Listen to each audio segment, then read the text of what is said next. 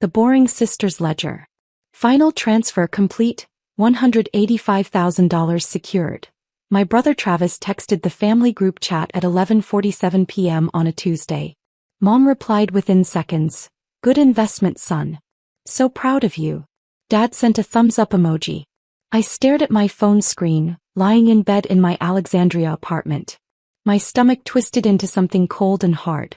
Then my work laptop chimed on the nightstand. I grabbed it, already knowing what I'd see. Federal Financial Crimes Enforcement Network dashboard. Alert priority, urgent. Wire fraud detected across state lines. Offshore casino transfers confirmed. Pattern matches known money laundering schemas. Special Agent Morrison requests immediate authentication of account holder identity.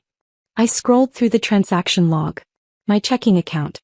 My routing number. 15 wire transfers over 3 weeks, each under $10,000 to avoid automatic reporting. Total, $185,000. Final destination, cryptocurrency exchange with known connections to offshore gambling operations. Every single transfer authorized by someone who wasn't me. I pulled up the authentication records. The IP addresses traced to Travis's apartment in Miami. The authorization emails came from a forwarding account I'd never seen. The security questions had been answered correctly using information only family would know.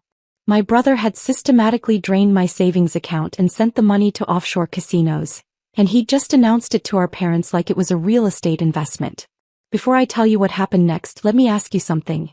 Have you ever discovered that your family saw you as a resource instead of a person? Drop a comment and let me know where you're listening from and what time it is for you. I'd love to know who's part of our community. I didn't sleep that night. Instead, I opened my secure work terminal and pulled my own case file. As a senior fraud analyst at FinCEN, I had access to real-time financial crime monitoring systems. What I saw made my hands shake. Travis hadn't just stolen from me. He'd created an entire criminal enterprise using my identity. Transaction history showed he'd been accessing my account for 6 months. Started small, $800 here, $1,200 there. Amounts I might not notice immediately, buried among legitimate expenses. He tested the system, learning the patterns, figuring out the thresholds. Then he escalated. 3 weeks ago the transfers jumped.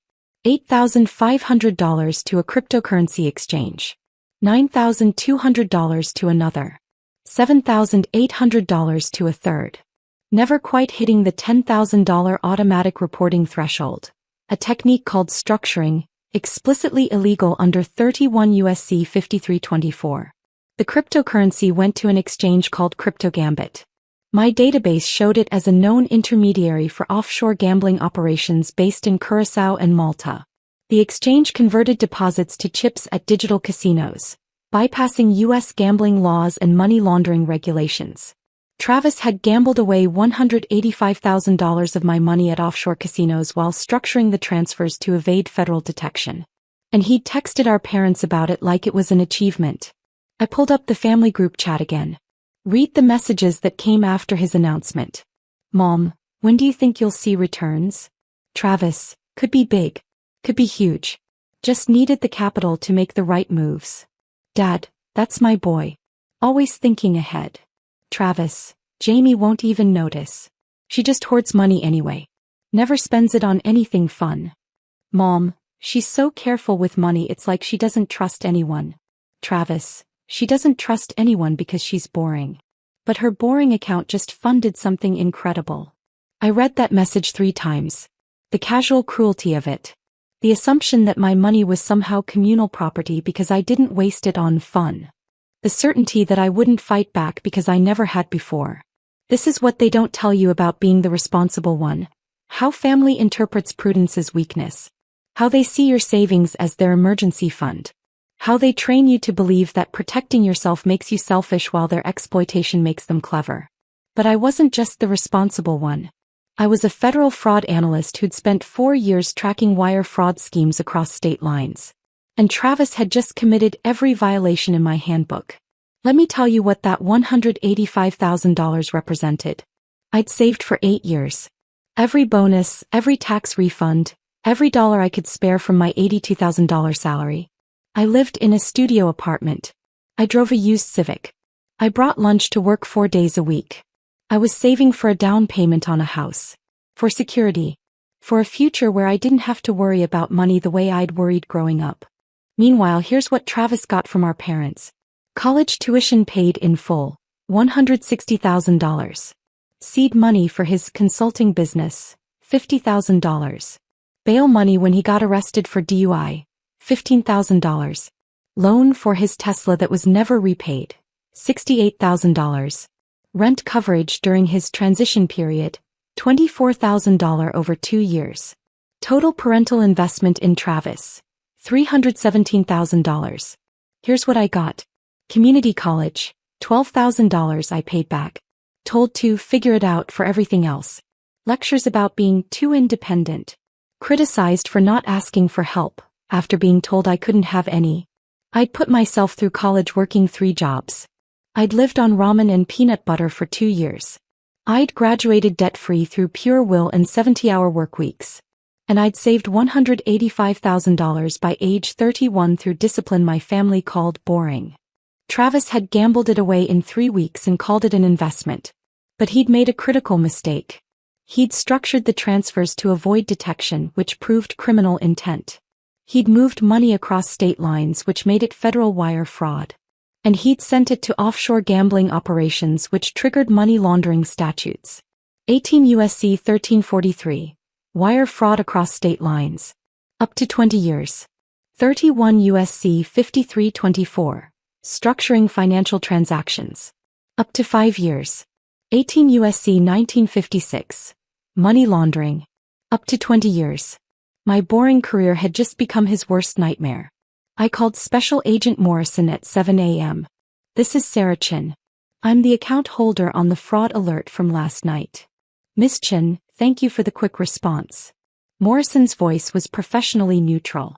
We flagged unusual activity. 15 structured wire transfers totaling $185,000.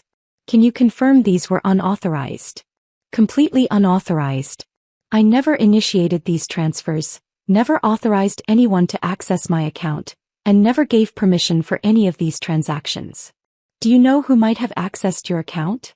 I took a breath. Yes. My brother Travis Chin. The IP address is traced to his Miami apartment. He texted our family group chat last night announcing he'd completed the transfers. Silence on the line. Then, he texted about it? Exact words. Final transfer complete, $185,000 secured. My parents congratulated him. Miss Chin, I need to ask, what's your occupation? Senior Fraud Analyst, FinCEN. Financial Crimes Enforcement Network. Another pause. You work in financial crimes enforcement and your brother committed wire fraud against you? Yes. And documented it in writing while structuring the transfers to evade reporting thresholds. Jesus. Morrison's professional tone cracked slightly. Does he know what you do? He knows I work for FinCEN. He thinks it's boring. Called me a glorified accountant at Christmas. Well, this glorified accountant just handed me the easiest prosecution of my career. Can you come in this morning? I want your statement while the evidence is fresh. I'll be there in an hour. I hung up and opened the family group chat. Typed carefully. Travis, I need you to call me immediately. It's about the transfers from my account. His reply came 2 minutes later. Relax. It's just temporary. I'll pay you back when I hit. I screenshotted it. Evidence Exhibit 12. The interview at the FBI field office took 4 hours. Agent Morrison brought an assistant U.S. attorney named Catherine Valdez. They recorded everything as I walked them through the evidence. The structuring pattern is textbook, I explained, pulling up my analysis on their conference room screen. 15 transfers, all under $10,000 over 21 days. The spacing appears random but actually follows a calculated pattern designed to avoid automated flagging. I showed them the transaction log. $8,500 on day 1, then 8 days with no activity. $9,200 on day 9. 5 days quiet. $7,800 on day 14. The gaps and amounts vary just enough to defeat simple pattern recognition. But not your pattern recognition, Valdez observed. Not anyone's pattern recognition who knows what to look for. The transfers all occurred between 11 p.m. and 2 a.m. Eastern Time, which is prime gambling hours. They all went to the same cryptocurrency exchange, which my database shows as an intermediary for offshore casinos. And the amounts, while varying, cluster just below reporting thresholds. That's consciousness of guilt. Morrison pulled up the family group chat on his laptop. And he announced this to your parents? Complete with their congratulations. My mother called it a good investment. My father said, that's my boy. Neither questioned where the money came from. Did they know he was accessing your account? Travis said, and I quote, Jamie won't even notice. She just hoards money anyway. Past tense. He'd already taken it and was telling them about it after the fact. Valdez made notes. This demonstrates knowledge and intent. The structured transfers show deliberate evasion. The offshore gambling connection establishes money laundering. And he confessed to family members in writing. She looked up at me. Miss Chin, I want to be clear about something. If we prosecute your brother, he's looking at substantial federal prison time. Wire fraud, structuring, and money laundering combined could mean 15 to 20 years. Are you prepared for that? I thought about 8 years of saving. I thought about Travis laughing at my boring career at family dinners. I thought about my parents praising his investment, while my money funded his gambling addiction. I thought about every time I'd been told to be reasonable, be family-oriented, be less uptight about money. Yes, I said clearly. I'm prepared for that. The arrest happened at my parents' house. Travis had flown home to Connecticut for the weekend. Mom was hosting her annual summer barbecue, the one I wasn't invited to because tensions were too high after I'd overreacted about the transfers. FBI agents coordinated with local police. They arrived at 2 p.m. on Saturday, right as Travis was showing off photos of his Miami lifestyle to relatives. My cousin Emily texted me, FBI just arrested Travis at the barbecue. Everyone's freaking out. What's happening? I didn't respond. I was in the FBI field office watching the arrest via body camera feed. Travis tried to run. Got tackled in my parents' backyard, face down in the grass. 30 relatives watched as agents cuffed him and read his rights. Travis Chin, you're under arrest for violations of 18 U.S.C. 1343, wire fraud, 31 U.S.C. 5324, structuring financial transactions, and 18 U.S.C. 1956, money laundering. My mother's scream was audible on the feed. What are you talking about? He's a businessman. Ma'am, please step back. My father tried to intervene. This is a family matter. My daughter is overreacting. Sir, this is a federal criminal matter. Step back now. They put Travis in the car. The body camera caught his face through the window, pale, sweating, eyes wide with panic. Agent Morrison turned to me. Your parents are calling it a family matter. It stopped being a family matter when he committed federal crimes, I replied. The family implosion was immediate and total. My phone rang 63 times that Saturday. I answered none of them. Instead, I documented every message. Mom, how could you do this to your brother? Dad, you're destroying this family over money. Travis's girlfriend. He was going to pay you back. This is insane. Aunt Carol, family forgives family. You should be ashamed. Uncle Dennis, this is what happens when you put money before blood.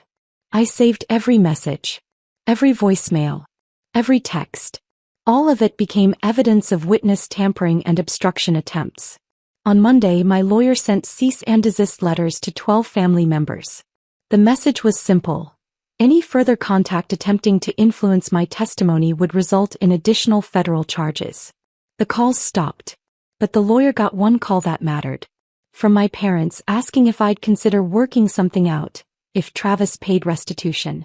My response through my attorney, the $185,000 went to offshore casinos. He gambled it away. There's no restitution available because the money is gone. And even if he had it, I wouldn't accept a dime. This isn't about repayment. It's about consequences. The prosecution built itself. Travis's lawyer tried to negotiate. Argued it was a family dispute, not criminal fraud. Suggested reduced charges if Travis entered gambling addiction treatment. The AUSA rejected everything.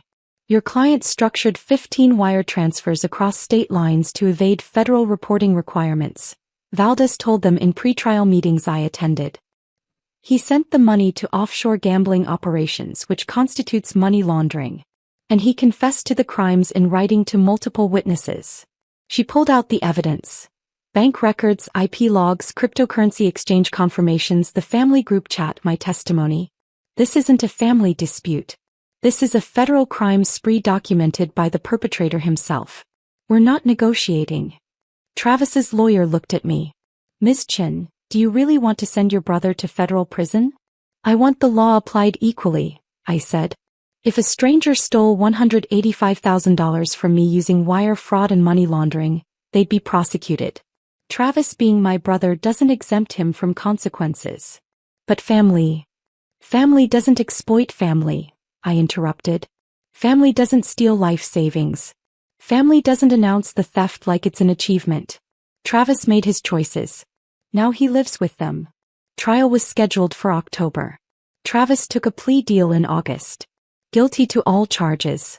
Sentencing, 8 years federal prison, $185,000 restitution, payment plan from wages earned in custody, permanent felony record. The judge's words, Mr. Chin, you targeted your own sister, someone who trusted you, and systematically stole her life savings. You structured the transactions to evade federal law, demonstrating clear criminal intent. You showed no remorse until confronted with evidence. The law doesn't exempt family members from consequences. It especially doesn't exempt them when they exploit family trust. Travis looked at me one last time before they took him away. Not angry, just confused. Like he genuinely didn't understand how his boring sister had destroyed his life. I understood perfectly. He'd underestimated the person he'd spent a lifetime dismissing. 3 years later, I'm in Denver. New job. Director of Wire Fraud Analysis, FBI Financial Crimes Division. New salary, $135,000. New life. Friends I chose, family I built, security I earned. The $185,000 is gone. The restitution Travis pays amounts to roughly $30 per month from his prison job. At that rate, I'll be fully repaid in 516 years. I don't care about the money anymore. I care about the principle. My parents haven't spoken to me since the sentencing. Neither has most of my extended family. Last I heard, Mom tells people I chose career over family. Dad tells people I never forgave a simple mistake. A simple mistake doesn't involve 15 structured wire transfers and offshore money laundering. But that's the story they need to tell themselves. That I'm the villain. That Travis is the victim. That federal prison is an overreaction instead of a consequence. Let them tell it. I'm busy writing fraud detection algorithms that catch people like Travis before they can victimize others. Travis gets out in 5 years.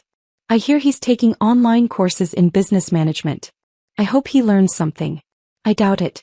What I learned. Sometimes the person you love most will see your trust as opportunity. Sometimes family will applaud theft if the thief is charming enough.